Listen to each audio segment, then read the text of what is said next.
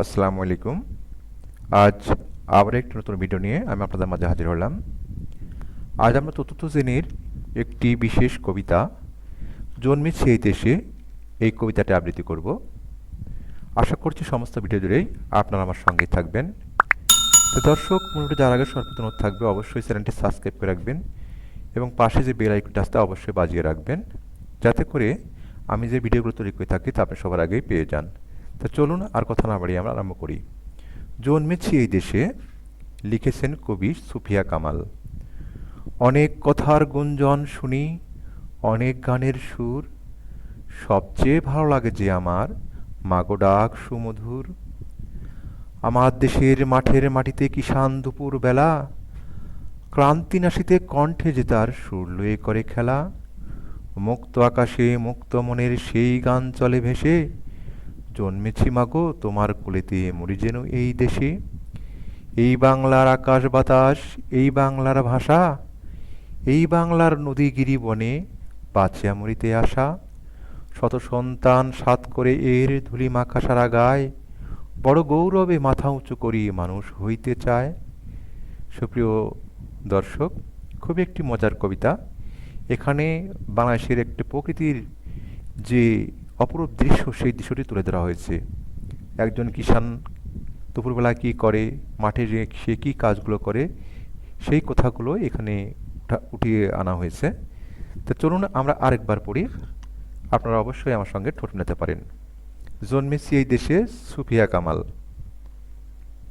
অনেক কথার গুঞ্জন শুনি, অনেক গানের সুর, সবচেয়ে ভালো লাগে যে আমার মাগো ডাক সুমধুর।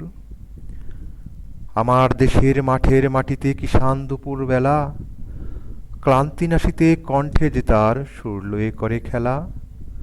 মুক্ত আকাশে মুক্ত মনের সেই গান চলে ভেসে, জন্মেছি মাগো তোমার কোলেতে মরি যেন এই দেশে। এই বাংলার আকাশ বাতাস, এই বাংলার ভাষা, এই বাংলার নদী গিরি বনে বাঁচিয়া মরিতে আসা। শত সন্তান সাত করে এর ধুলি মাখা মাসারা গায়, বড় গৌরবে মাথা উঁচু করি মানুষ হইতে চায়।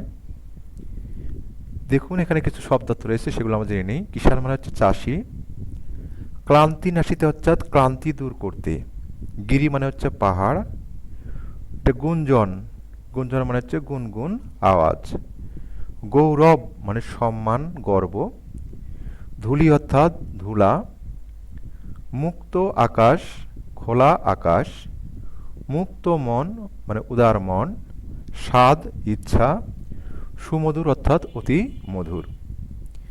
সুপ্রিয় শিক্ষার্থী, আপনাদেরকে অবশ্যই এই শব্দার্থগুলো মুখস্থ করতে হবে। এখন দেখুন কবিতাটির মূল ভাব কি বলা হচ্ছে। এই কবিতায় দেশকে ভালোবাসার কথা বলা হয়েছে। দেশ কবির কাছে মায়ের মতো। এই দেশে কবি জন্মেছেন, এই দেশেই তিনি মরতে চান। দেশের মাটি ও ধুলা গায়ে মেখেই সারা সবাই বড় হয়। কবি মূলত এই দেশের কথাই বলেছেন এখানে। এখানে দেখুন কবিতা থেকে মিল শব্দ খুঁজে বের করি।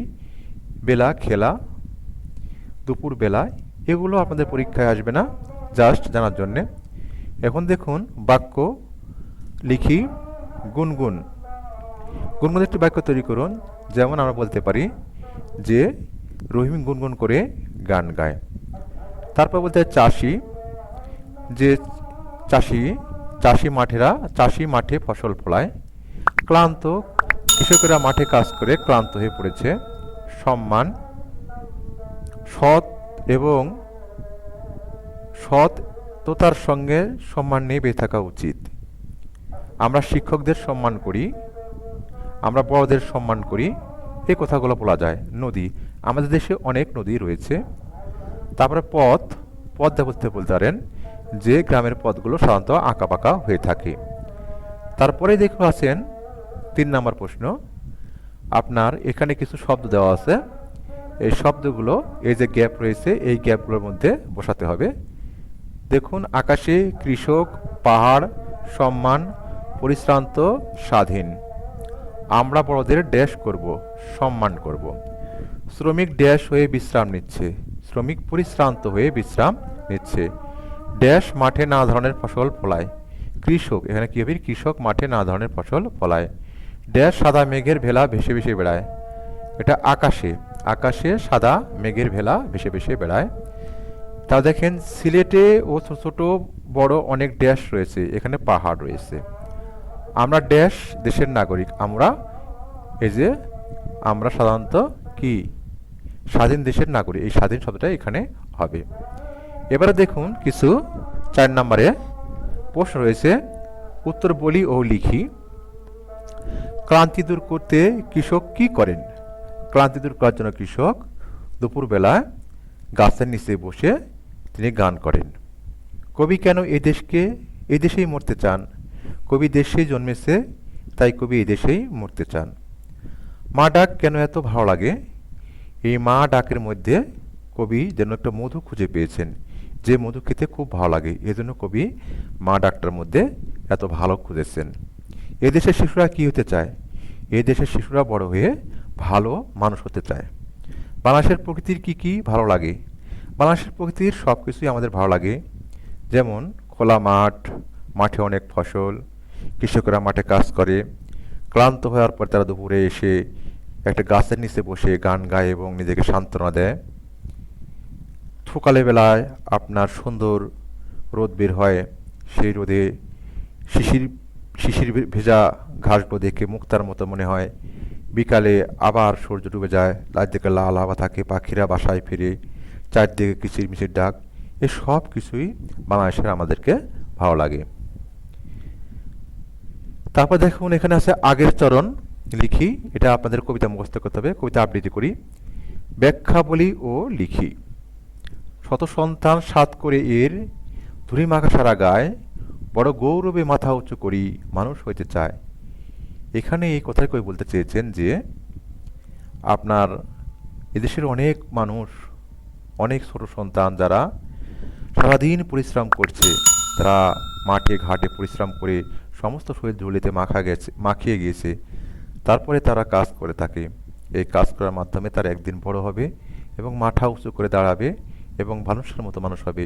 কবি এই লাইনটুক দিয়ে মূলত এই কথাগুলোই বলতে চেয়েছেন। সুপ্রিয় শিক্ষার্থী, আশা করছি আপনারা বুঝতে পেরেছেন।